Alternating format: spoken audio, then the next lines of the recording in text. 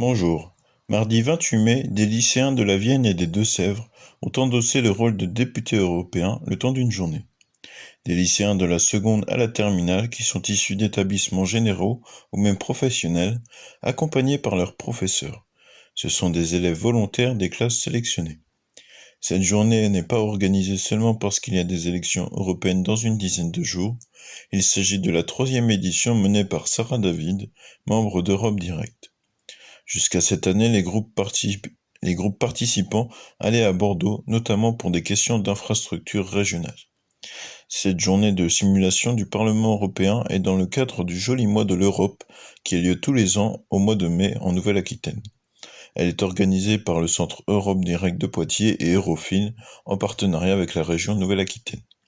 Cet événement au Conseil régional de la Nouvelle-Aquitaine à Poitiers a pour objectif de faire comprendre le fonctionnement de la seule institution européenne dont les membres sont directement élus par les citoyens européens.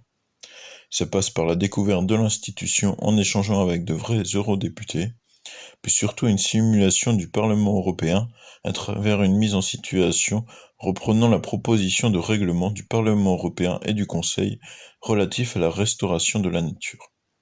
Un texte qui a déjà été voté. Pour pouvoir comprendre cette proposition de règlement, les centres d'Europe Direct interviennent et forment les lycéens pendant 2 heures en amont de la simulation. Dans un premier temps sur l'institution et son fonctionnement, puis sur les groupes politiques et leur manière de réfléchir et de voter. Avant de venir, ils avaient étudié le sujet de la restauration de la nature pour comprendre le texte et pouvoir faire des amendements.